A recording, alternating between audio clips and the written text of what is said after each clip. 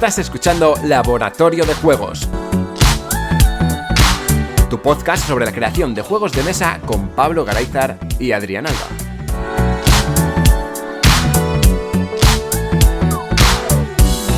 Bienvenidas y bienvenidos a un nuevo programa de Laboratorio de Juegos. Yo soy Adrián Alba y hoy tampoco tenemos a Pablo Garayzar al otro lado de la línea. Y es que en esta sección, por el momento, Pablo no estará presente. Pero sí tendremos presente a Carlos Daunés. Muy buenas, Carlos, ¿qué tal? Muy buenas, y ya siento la bajada de nivel, pero bueno, se ha dado el caso así. Además, Pablo y los solitarios, bueno, tiene su sección de roboces que ya le vale con eso. Claro. Le gustan los solitarios, analizarlos a tope, pero no, bueno, es cierto que igual no es tan jugador de solitarios como nosotros, más allá de cuando se pone a destripar los juegos, porque dice, quiero hacer un diseño de no sé qué, y se coge todos los juegos del mercado para jugarlos en solitario y ver cómo funcionan, y así dices, pero que tiene ahí Moon, tiene Arqueras de Nan, que son juegos en solitario, así que tiene mucho que contar sobre esto, realmente. Y también nos acompaña para el programa de hoy Jan Solo, de la Mansión Lúdica. Muy buenas, Jan. Muy buenas, ¿qué tal? Pues muy agradecido que me hayáis traído aquí, ayudando a llenar este hueco, ¿no?, que nos ha dejado Pablo. Sí, ha dicho Carlos que tienes que estar. Pues muy agradecido. Te obliga ahora, ya no se puede hacer la sección sin ti. Bueno, no sabemos cómo será, Fantástico. Porque esto es un poco improvisado cada día. Pero hoy seguimos con uno de estos programas de pildoritas en solitario en las que vamos a hablar, destripando un poquito, otro juego en solitario. ¿Y qué juego nos toca hoy, Carlos? Pues vamos a hablar también de un juego que creo que se ha vuelto un clásico. Este juego es de 2015. No sé si puede llamarse de clásico, pero sí que es un juego muy conocido por todos los que juegan en solitario. Es el Hostage Negotiator. O Negociator, o como se diga. Negotiator. Es un juego de... que levantan pollas, voy a decir.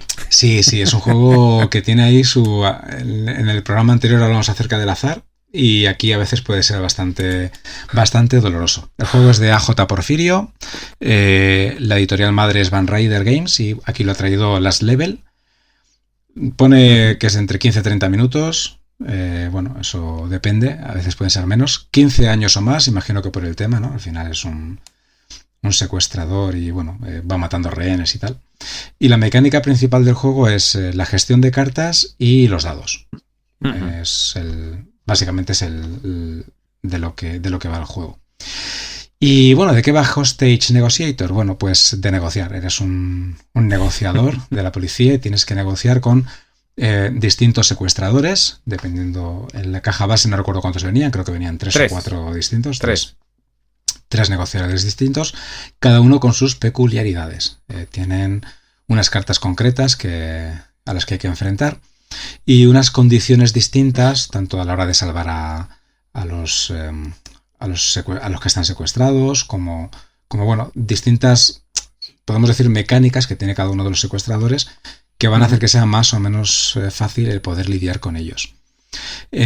Decimos que es un juego de gestión de cartas porque en realidad tú tienes un mazo de inicio con unas cartas básicas. Y aquí el tema, si hablábamos al principio de algunas de las cosas interesantes de los juegos en solitario y decíamos que la temática era importante, creo que aquí, aunque no dejan de ser cartas y lanzar dados, creo que la temática está bien implementada en las cartas, ¿no? Con los temas que le dan, los nombres que le dan a cada carta, y ayuda a que te metas un poco en el papel. La idea es que tú tienes... Bueno, te puedes llegar a meter bastante, ¿no? Porque al final son cartas en las que te ponen conversaciones directas con el secuestrador. Decíamos que tienes unas cartas, en concreto el objetivo del juego es atrapar al secuestrador antes de que se acaben las cartas de terror. Es como el tempo de la partida, cada turno. Son como 10 turnos realmente, porque siempre hay 10 cartas. Entonces, algunos secuestradores pueden modificar eso, pero lo normal es que sean 10. Y lo que haces es, cada vez que ha acabado tu turno, pues lo que haces es sacar una de esas cartas. Es como un evento, normalmente malo. Alguno puede ser beneficioso, pero normalmente son eventos que te complican la cosa. Realmente es como la fase... El juego temáticamente está súper bien pensado, porque lo que simula es una conversación telefónica con la otra persona. vamos a poder adquirir cartas según el nivel de conversación que vayamos ganando a lo largo de la partida. Al principio, pues siempre tenemos un mínimo, porque en cada ronda empezamos con un mínimo de conversación, que no sé cuántos puntos está, si en 4 o en 5 puntos de conversación. Y estos puntos de conversación los iremos gastando para hacer cosas con nuestras cartas, pero también para adquirir nuevas etapas de conversación más adelante.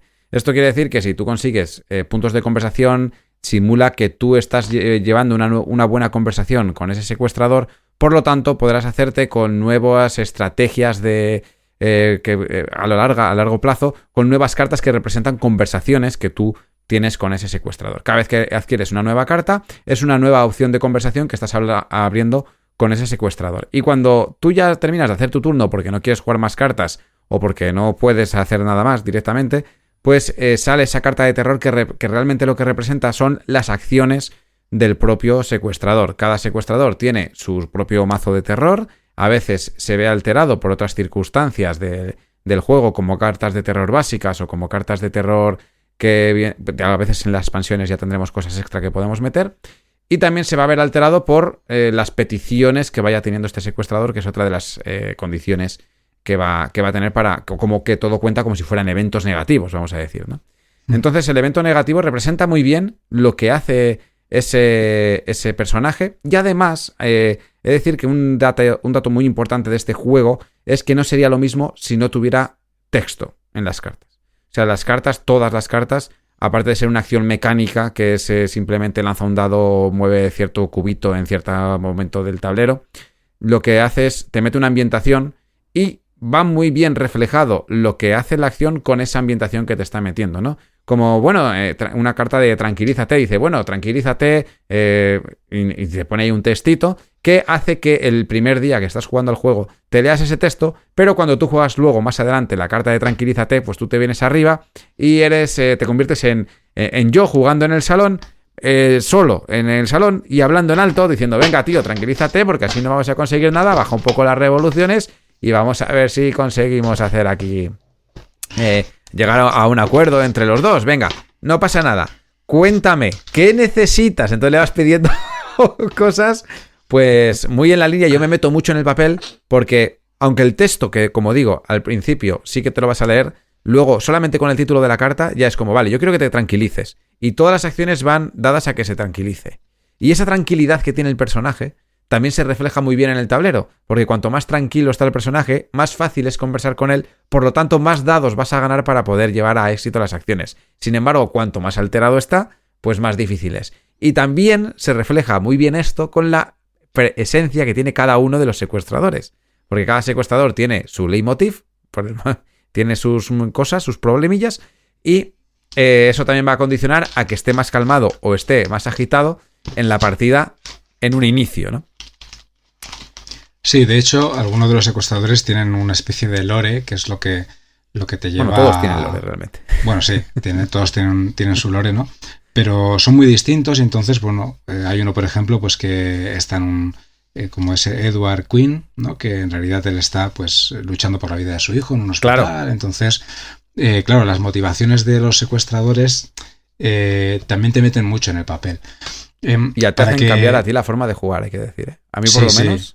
Sí, o sea, no es lo mismo que el secuestrador sea un tío que pertenece a un grupo terrorista que quiere sacar a su segundo al mando de la cárcel y que quiere hacer no sé qué, que es como el primer malo al que te vas a enfrentar en la caja básica, a que llegue al padre que le ha entrado el brote psicótico porque su hijo está súper mal, ¿no? O sea, son conceptos diferentes y aquí también a lo largo de la partida hay que tener en cuenta que tú puedes ganar la partida o bien salvando a toda la gente que tiene secuestrado, a la mitad de la gente que tiene secuestrada, o bien eliminando al secuestrador. Y lo puedes eliminar de dos formas, porque ha entrado la policía, entra con todo y la arrestra en un momento concreto. Se puede reducirlo o matarlo.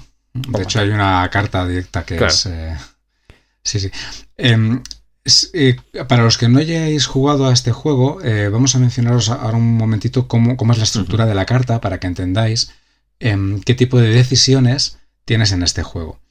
La estructura de la carta sueles tener como 3 opciones. Normalmente entre 2-3 opciones, suelen ser 3. Y tienes como la mejor tirada de todas, que son 2 éxitos. Los éxitos suelen ser el 5 y el 6, si no me equivoco, en estos dado, dados. Sí. Tienes el 5 y el 6 son éxitos. El 3 y el 4 salen unas cartitas. Eso significa que puedes conseguir un éxito si descartas 2 cartas de tu mano. Puedes convertir ese dado en un éxito. Y luego tienes el 1 y el 2 que no son éxitos, por lo tanto no cuentan para nada, no son opciones. ¿Qué pasa? Que tú empiezas normalmente la partida con la posibilidad de tirar 2 dados. Entonces la posibilidad de conseguir 2 éxitos es complicada. No es imposible, pero es complicada. Aquí el tema de las mates, Paco nos explicaría muy bien, ¿no? El tema de las probabilidades en estos Pues un 33 por cada dado. Pero sumadas las probabilidades varían. Entonces, siguen siendo... No, claro, bueno, dependiendo. Por cada dado sí, pero depende de lo que quieras conseguir. Claro, si quieres conseguir un doble, vas a seguir teniendo un 33. Si quieres conseguir uno simple, pues tienes un 33, pero ya tampoco llega a 66. Es como un 48 un noveno. Aproximadamente. Me parece que es un noveno. Sí, por ahí podría ser, eso es. Entonces tienes como otro rollo. Claro, el tema está que el track que mencionabas antes, donde están los puntos de compensación y el nivel de amenaza, según tú vas teniendo éxitos, puedes ir bajando el nivel de amenaza. Y hay un punto en el tablero en el que te permite llegar a tirar hasta 3 dados. Con lo cual te facilita mucho más el conseguir pues, al menos buenas puntuaciones. De hecho, este track es interesante porque cuando ya lo tienes, has sido un crack conversando, ¿no? Y negociando. Cuando ya no puedes bajar más en ese track, ¿no? Ya no puedes ganar más dados, cada vez que tengas que bajarlo vas a salvar a un rehén. Pero a la inversa también pasa. Si el nivel de amenaza sube por encima de demasiado, cada vez que tenga que subir y no pueda, primero decir que solo puedes tirar un dado, sí. y muere un rehén. Entonces la cosa se pone difícil. Bueno, decíamos que la estructura de la carta son esas 3 opciones. Entonces tú escoges una carta, la que quieras jugar. Las cartas normalmente te permiten salvar rehenes, subir el nivel de llamada, bajar el nivel de amenaza. Son el tipo de cosas que puedes modificar. Y entonces tú juegas la carta, tiras los dados y escoges el resultado. Puedes conseguir algunas cartas. Bueno, te quedas con el resultado que hay.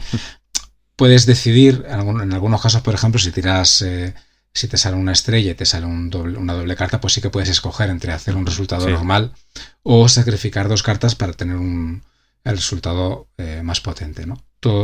Esas son pequeñas decisiones que tienes dentro de esa tirada de dados. Todo hay que decir que luego ya nos explicará, pero son dados muy frustrantes. Sí, porque nosotros estamos dando el yin, pero luego os van a dar el yang. El Jan, nunca lo he dicho. Jan nos dará su Jan. Sí, el caso es que estas son las mecánicas que tiene el juego, pero que es bueno que la audiencia, por si no lo ha jugado, sepa cómo funciona, ¿no? Una vez tú has jugado las cartas que quieras, no estás obligado a jugar todas las cartas de tu mano, puedes quedarte cartas de un turno a otro. Ahora los puntos de conversación que has ganado son como la moneda que te permite comprar cartas más potentes con otros beneficios. Conversaciones mejores, sí, más convincentes. Cartas de conversación que te permiten pues tener muchas más posibilidades. ¿Qué pasa? Que las cartas que has utilizado en tu turno no puedes cogerlas para el siguiente turno. Hay como un turno de vacío en el que esas cartas quedan al lado. Luego las podrás volver a recuperar. De hecho, las cartas de inicio todas son de valor 0. Entonces, una vez tú la utilizas, en el siguiente turno no las podrás volver a usar, pero para el tercero ya sí, las recuperas todas. Sí. Tienes las cartas cada 2 turnos. Sí, porque las cosas en el turno puedes usarlo en el siguiente. Entonces, bueno, tienes que ir sabiendo gestionar también eso, porque a veces usar todas tus cartas no es lo óptimo. No he dicho lo más óptimo. Cuidado. Vamos aprendiendo. Poquito a poco. Entonces, a veces no es bueno usarlas todas porque necesitarás quedarte con algunas de remanente para luego poder jugar con ellas, ¿no? Entonces, ahí sí que hay cierto grado de decisión, sobre todo a la hora de qué cartas compro. Si sigo la conversación, si tenso un poquito más la cuerda o no, porque se me está enfadando y me arriesgo una última tirada a ver si consigo esto último, que no lo voy a conseguir, para ganar más conversación y llevarme aquella carta cara que la voy a necesitar ahora.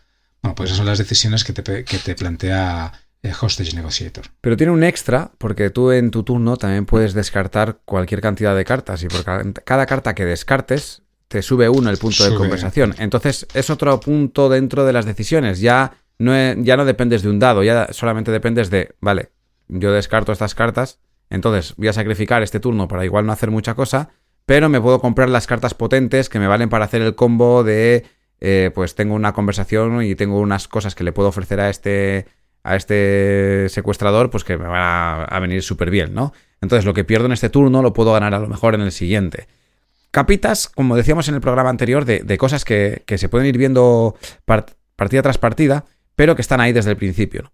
Que mecánicas sencillas, porque el juego es súper sencillo, realmente en tu turno juegas cualquier cantidad de cartas que tengas en la mano, lanzas los dados por cada carta que vas jugando y ya está, o sea, no tiene nada más, y encima los dados pues muchas veces te llevan guiado, ¿no? En esta partida.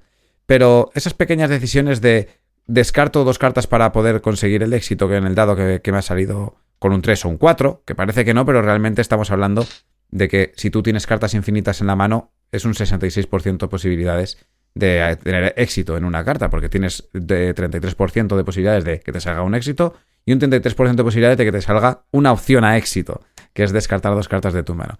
Entonces, ¿cuándo hacerlo? ¿Cuándo no hacerlo? ¿Cuándo guardarte de cartas en la mano para el siguiente turno tener cartas que no te valen para nada, pero te valen para hacer esos éxitos? También es importante. Creo, por lo menos desde las partidas que he jugado, que es así, ¿no?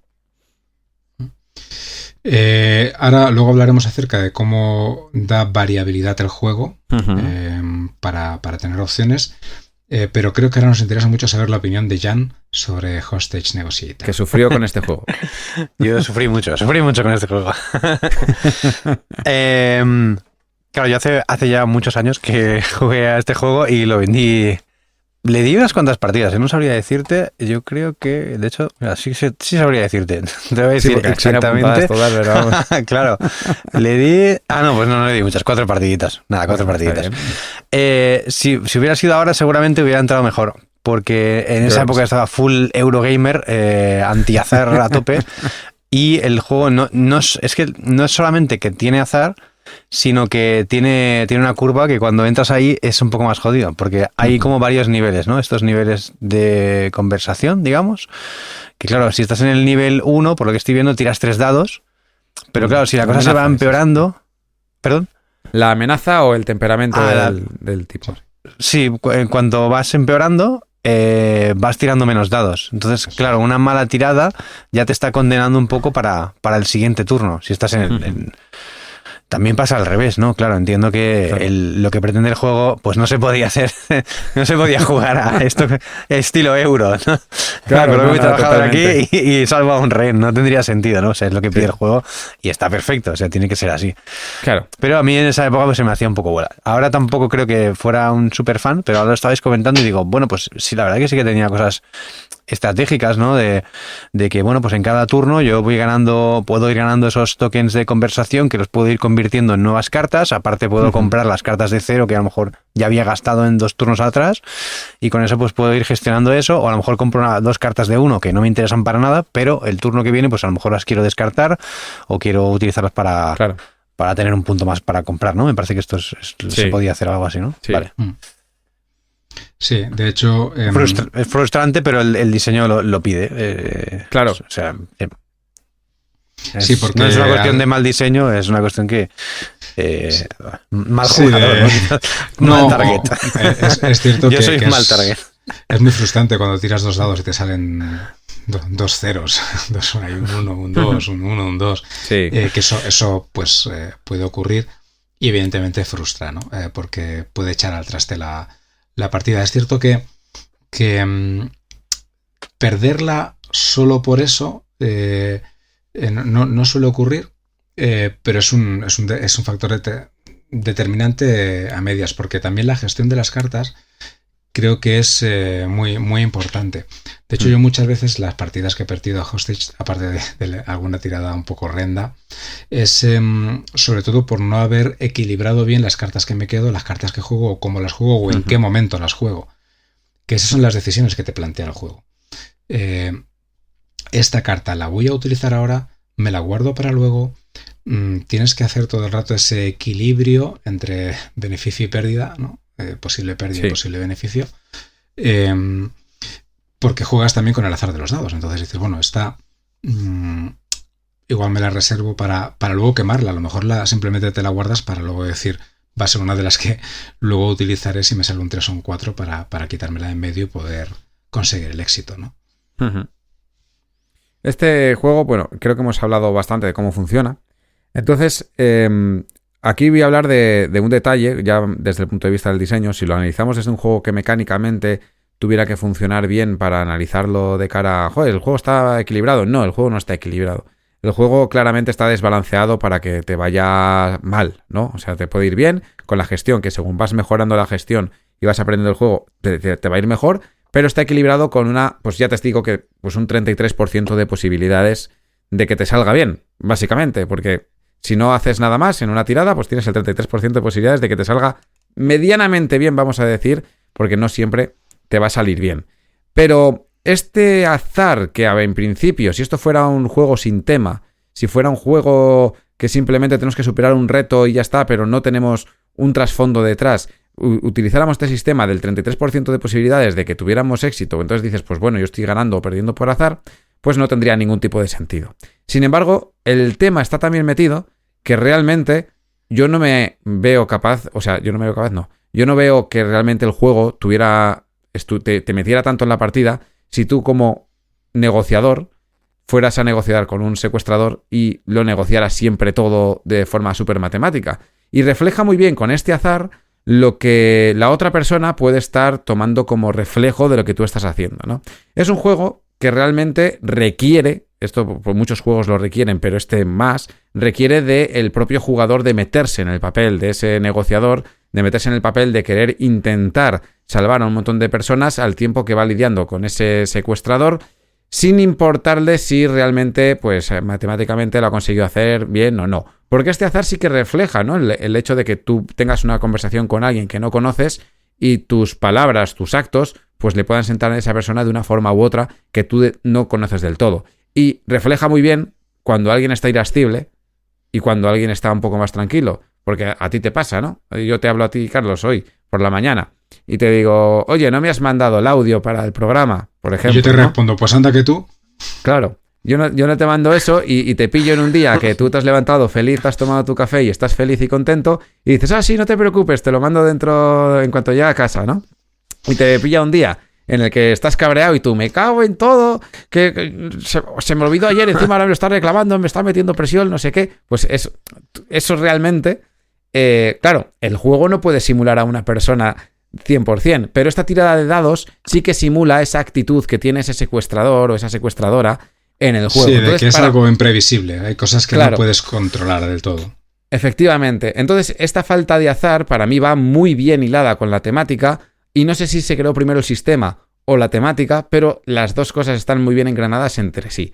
En la primera partida que jugué, obviamente yo dije, ¿qué estoy jugando? No tengo control sobre nada, porque cuando yo jugaba también me pasaba que yo jugaba todas las cartas. Y digo, ¿el siguiente turno qué hago? Nada. Digo, bueno, pues me ha tocado este juego. Y a veces la gracia está es que no hay que hacer todo siempre, sino tienes que esperarte, tienes que tomártelo con calma. No todo tiene que ser ya, sino esto es una carrera de fondo. Tómatelo como una conversación de verdad. Tú cuando llegas a hablar con alguien no le haces todas las preguntas de golpe, sino primero esperas su respuesta y luego vuelves a hacer otra pregunta. Esto por norma general. Ya sabemos que hay gente que pregunta sin esperar respuesta, pero por norma general es así. Entonces este engranaje mecánico funciona súper bien teniendo en cuenta eso, que la persona que está jugando se tiene que meter mucho en ese papel. Bueno, mucho, se tiene que meter un poquito, tampoco hace falta que sea ahí hacer de repente como si fueras un actor de Hollywood, ¿no? Pero meterte un poquito en el papel de, ostras, voy a vivir aquí esta aventura. Sí, quizás exigir un poquito al jugador de más, que puede ser a lo mejor uno de los puntos débiles del juego, ¿no? Que exija eso del jugador y alguien no esté dispuesto a entrar en ese concepto, ¿no? A mí este juego me recuerda mucho al primer capítulo de un videojuego, Detroit Become Human se llama, en el que tú tienes que ir, en lo que es el primer capítulo, tienes que precisamente hacer eso, negociar con un androide que está a punto de tirar a una niña por la azotea, está con una pistola, y entonces la información que recabas durante ese capítulo te sirve luego para mantener una conversación con él. Y es muy interesante cómo funciona el concepto de lo que voy haciendo bien se va haciendo que el secuestrador, en este caso, ese androide, vaya calmándose. Pero como meta la pata en algún comentario que esté ahí al límite, hace que el androide se comporte de una forma distinta, ¿no? E incluso ese grado de confianza que habías conseguido ahora se vuelve en tu contra. Y eso el juego creo que lo implementa muy bien, como decías, ¿no? Ese punto de hasta dónde puedo tensar la cuerda sin que este hombre se me enfade más y la líe. Creo que está bien implementado, como bien decías. Luego me queda un pequeño detalle aquí, y es que hay otro detalle mecánico que a mí me gusta mucho, y es que el juego, para cada secuestrador, plantea unas formas de huida o unas peticiones, digamos. Entonces tiene una petición de huida. La petición de huida es, pues quiero un helicóptero en la azotea, tal, en un momento dado. Y otra es, ¿y qué quieres a Marte? Yo quiero, pues, que liberen a mi segundo al mando, que lo liberen de la cárcel, ¿sabes? Bueno, entonces, ¿qué pasa? Que tú a lo largo de la partida, tú puedes concederle las peticiones y le dices, venga, te traigo el helicóptero. ¿Y qué pasa? Que cuando tú le concedes esa petición, a ti te dan un beneficio. Porque es como, vale, he calmado al tío, entonces pues ha bajado la amenaza, o me dan más puntos de conversación, o me dejan más éxitos o más tirada para el siguiente cosa que voy a hacer, porque tengo más dados. Y claro, si te sale bien, pues es perfecto, pero también pasa que la contraparte de todo esto es que por lo general, al final de ese turno, o al final de dentro de 2 turnos, o en un momento concreto, si tú no has... o sea, esa petición que tú le has dado, imagínate que le dices, te concedo el helicóptero llega, y entonces él huye, porque tú le has concedido el helicóptero, entonces tiene que verlo, y tus beneficios son porque se los has dado, ¿no? El helicóptero, pero claro, te cierra esa ventana de tiempo para poder seguir haciendo acciones. Entonces, sí que tiene mecanismos para solventar un poco este azar. Una vez que avanza un poco la partida, vas solventando mejor el azar que al principio. Es verdad que al principio puede estar un poquito más condicionado porque tampoco tienes cartas de mejores niveles, tampoco sabes las peticiones que tiene, pero sí que tiene herramientas para que, según vas conociendo el juego y vas jugando partidas, pues puedas mitigar este azar muchísimo. O sea, yo cada vez que juego, gane o pierda, a mí me pasa que yo no pierdo la partida desde el principio, sino que ya pierdo en un momento de, ostras, hemos llegado aquí la conversación súper bien y está llegando un punto en el que he echado aquí toda la carne al asador y me ha salido bien o me ha salido mal, pero bueno, lo he intentado, ¿no? Le he traído el helicóptero, le he dado $5 millones, le he sacado al otro de la cárcel y ahora le voy a meter un disparo con los francotiradores, el disparo falla y el tío huye en el helicóptero con los 5 millones. Sí, de hecho, es muy interesante ese concepto, ¿no? De las peticiones, porque al principio de las peticiones tienes una petición principal y luego tienes unas peticiones de huida o algo así. Entonces, al principio no sabes cuáles son. Claro. Las puedes ir como desbloqueando durante la partida, ¿no? Entonces, las tienes como opciones. Algunas te dan... algunas son simplemente peticiones de huida, otras son otro tipo de peticiones en las que él tiene un beneficio y tú tienes un perjuicio, o sea, están un poco equilibradas en ese aspecto, pero normalmente las peticiones van muy al hilo del lore del personaje, ¿no? Por ejemplo, el que mencionamos al principio, Edward Quinn, os voy a leer brevemente el lore, que además es muy pequeñito. Este era el padre que tenía... Eso es, dice, es una cartita, dice, sin seguro médico para cubrir los tratamientos para su hijo moribundo, Edward ha decidido tomarse la justicia por su mano. Ha secuestrado una planta entera de un hospital de su ciudad. Mientras su hijo reciba atención, no matará a ningún rehén. Si se presiona demasiado a Edward, todo podría terminar muy mal. Él solo quiere salvar a su hijo, pero no le importa el precio que tenga que pagar por ello. Ese es el lore del juego. Y su petición principal es atención médica para su hijo. Y entonces te dice que tienes que gastar 12 puntos de compensación para conceder la petición. Y entonces los rehenes son liberados, el secuestrador se rinde y ganas. Pero ojo, conseguir 12 puntos de conversación no es tan fácil en este juego. Claro. Porque a diferencia, creo que lo confundíamos con Final Girl, que es una reimplementación de este juego. Igual lo hablamos en el futuro de él. Pero en Final Girl empiezas con un tiempo. En Final Girl es tiempo en lugar de conversación. Pero aquí empiezas con 0. En cada partida empiezas con 0 y las cartas que juegas van permitiéndote subir ese nivel más para luego comprar cartas.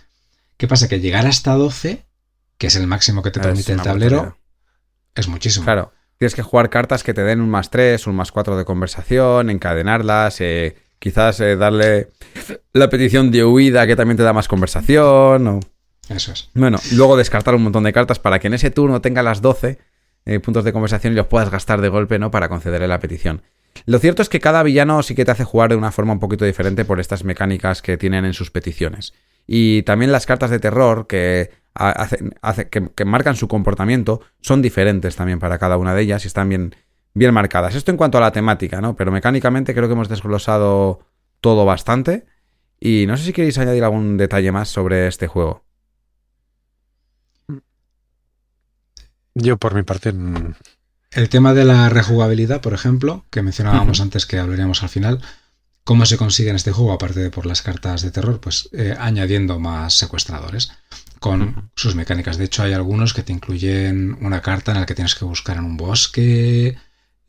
Sí. Ahí creo que hay 9, ¿puede ser? ¿Expansiones? Hay 10 expansiones. Bueno, hay 2 cajas básicas, 10 expansiones, y acaba de llegar la expansión de carrera, que es llevar el juego a otro nivel, que es hacer un modo campaña con todo.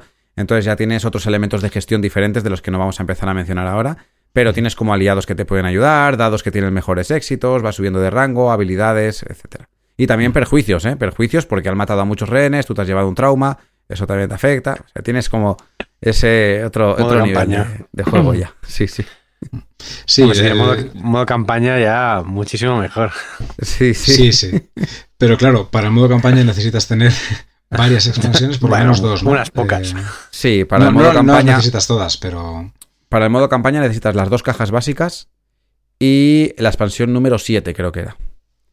De las 10 que hay, necesitas la número 7. Luego hay alguna expansión extra, porque yo también tengo peticiones de huida extra, que el pack de 1 y 2, entonces hay muchas cosas. Pero solamente hablando de la caja básica, las 2 cajas básicas son como paralelas con diferentes enemigos que hacen cosas diferentes y son compatibles. Y hablando solamente de la caja básica, solamente un villano, si solamente tuviera un villano, ese villano cada vez que lo juegas va a ser un poco diferente, porque las cartas de terror que vas a tener en la partida son 10 de más, de una suma total mayor de cartas. Tienes unas cartas básicas que siempre que puedes meter en la partida, más las cartas del propio villano, que a veces pues son 2, otras veces son 3, o depende de la presencia que quieren que tenga el villano en juego, pues puede tener incluso hasta 5, 6, 7 o las que sean. Vas a barajar todas estas cartas de terror y vas a separar 10.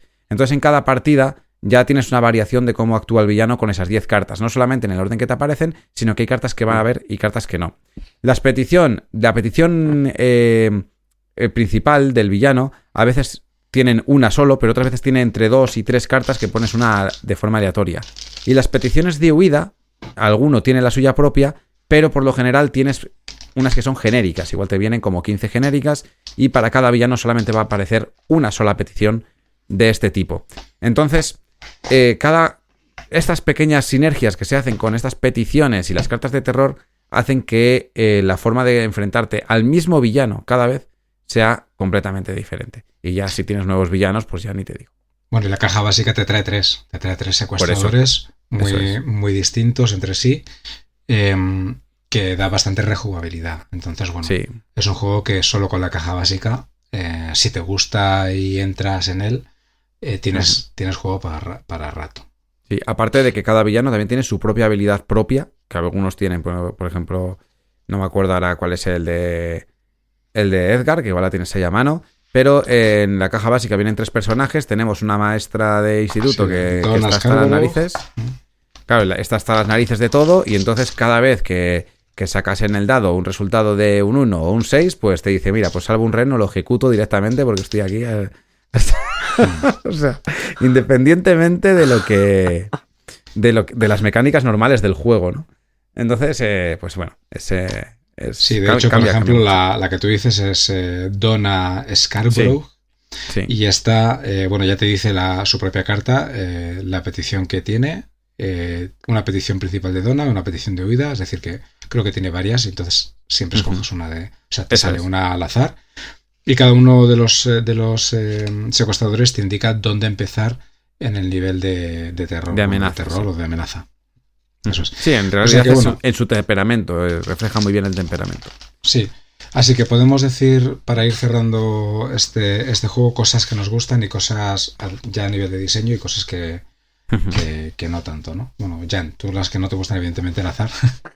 El azar, sí, entiendo que el juego lo requiere. Eso, o sea, es evidente. Estás tratando con un secuestrador, tiene que haber mucho azar. Quizá Lo he más que el argumentado azar bien, ¿eh? sería. Sí, quizá más que el azar, quizá sería la bola de nieve cuando a veces. Claro, cuando pasas de un nivel a otro, pues sí que es verdad que no solamente influye esa suerte o esa mala suerte, sino que eso también repercute en el resto de tiradas. Pero claro, en este aspecto, pues es que es realista. Más o menos. La mecánica entiendo que está acorde a lo que es el tema. Por mi parte, las partes que más me gustan es la gestión de las cartas, me parece brillante. Incluso las tiradas de los dados, cómo se gestionan, también me parece muy bien. Incluso la inmersión que tiene la partida, a nada que te metas un poquito, pues te estás metido a tope, ¿no? Con la sensación de estar hablando con el villano. O sea, yo he estado con taquicardias, o sea, con nervioso diciendo, venga, que con esta tirada lo consigo, y viviendo mi propia película yo solo, ¿sabes? Y en la habitación, y de repente que venga mi pareja y me diga, ¿con quién hablas? Y yo, aquí con el secuestrador. Y le ponías nombres a los meeples, ¿no? Sí. No, es que me he hecho Acabamos de matar a Margaret. Es que me he hecho personitas para que parezcan más personitas todavía. Ya te enseñaré, Carlos. Les he puesto caritas. Sí, y la parte mala es que me parece que tiene una barrera de entrada excesivamente complicada, con un azar excesivo o un azar que parece inmanejable, pero que según vas jugando partidas lo vas controlando y cada vez es menos azaroso, pero de entrada se siente tremendamente azaroso. Creo que es lo que más le puedo achacar al juego como parte negativa. Sí, estoy de acuerdo. Creo que temáticamente está muy bien implementado y eso, tienes que darle la oportunidad de... Hablábamos en el programa anterior de viernes, ¿no? La oportunidad de que se hacía duro el inicio. En este caso también por otras razones, ¿no? En este caso el azar. Así que a la hora de diseñar un solitario tenemos que saber muy bien qué estamos buscando. Si el azar queremos que forme parte del juego, por la temática que esté llevando, ¿no? A lo mejor es una temática que te lo pide, en este caso lo pide. O no, o va a ser algo que te saque de ese juego. Entonces tenemos que intentar equilibrarlo. Si seguimos haciendo más programas de estos, veremos que hay algunos juegos que tienen más o menos azar. También veremos cómo algunos se equilibran más que otros. En este caso el azar está en los dos, siempre que hay dados hay azar. Y es pues querer entrar o darle una oportunidad. En este caso es importante que, bueno, la premisa del diseño final de Hosting Negotiator se ha tomado desde el punto de vista de que tú vivas esa aventura, y es para gente que se quiera meter un poquito en ese papel y se quiera extraer un poco de las mecánicas reales del juego, ¿no? Así que esto también es importante a la hora de hacer nuestros propios diseños, si lo que queremos hacer es una experiencia de juego o algo que mecánicamente pueda funcionar a un público más amplio. Pues yo creo que ya está bien, ¿no? Habíamos dicho que iban a ser cortitos los programas de estos, entre 15 y 20 minutos, pero nos estamos yendo un poquito más, pero bueno, tampoco vamos a alargarlo más. Creo que se ha entendido bien el concepto del juego, o eso creo, ¿no? Y bueno, al final es traerlos para que vosotras, audiencia que estáis ahí del otro lado, pues podáis conocer juegos que a lo mejor no conocíais, o sí, y tenéis otra perspectiva de ellos. Así es. Pues nada más por hoy. Muchas gracias a todo el mundo por escuchar este nuevo programa de Laboratorio de Juegos con estas píldoras en solitario. Y Jan, despídete de esta audiencia maravillosa. Bueno, pues un saludo a todos y nada, si hay alguien que no esté de acuerdo, ya sabéis que podéis comentar por aquí. Y eso siempre está bien, la participación. Team Jin o Team Jan. Ahí está. Si estáis a favor del azar o en contra del azar, aquí lo discutimos en los comentarios, pero bueno, sí, indudablemente pues un juego de estas características requiere azar y ahí está. Carlos. Bueno, pues nada, que si no lo habéis probado y os apetece echarle un vistazo, pues ahí lo tenéis. Creo que todavía está disponible. Además ahora al haber llegado a la campaña y tal, creo que lo vuelven a sacar. Espero Así que bueno, pues ahí tenéis una opción para darle un tiento si no lo conocéis, si os interesa analizar un poco más las mecánicas en profundidad.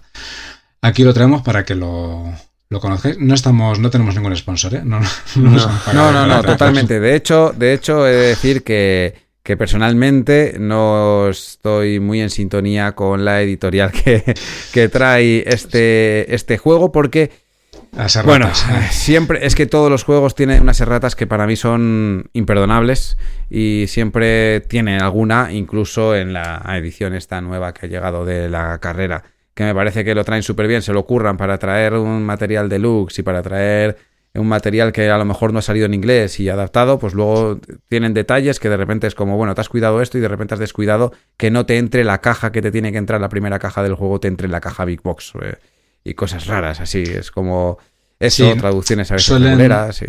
Muchas veces luego es cierto que luego lo subsanan al conseguir las cartas o dártelas. Puedes conseguir las cartas ya revisadas, pero claro, ya de inicio ponerte un juego que tenga erratas, además algunas que afectan a la jugabilidad del juego, pues claro, al final la experiencia se ve mermada. Si te compras todo, vas a tenerlo todo porque los packs de expansión te traían las cartas erratadas, te las traían bien. Pero claro, tienes que ir buscando, o sea, hacerte con todo 100%. Y me imagino que si han reimpreso el juego, pues todo lo que han reimpreso vendrá bien. O sea, no quiero pensar que está mal, porque al final yo también, pues como Jan, tenía este juego desde hace mucho tiempo, desde el 2015 o así, cuando salió en castellano por primera vez. Pero sí, bueno, pues es lo que pasa. Así que sponsorizado no está porque... No. Sí. Bueno, ya sabemos que fallos puede haber en todos los juegos, ¿eh? Esto siempre es así, pero aquí ya me parece que es una fiesta. Entonces, bueno, nada más por hoy. No, aquí tampoco vamos a meter balas prácticas. Venga, nos vamos. Muchas gracias a todo el mundo por escuchar el programa de hoy. Nos vemos en el siguiente programa de Laboratorio de Juegos. Hasta luego. Adiós. Puedes seguirnos en las redes sociales, Instagram y Twitter, laboratorio_POD. También puedes escucharnos en YouTube, iVoox, Spotify y Google Podcast, Laboratorio de Juegos.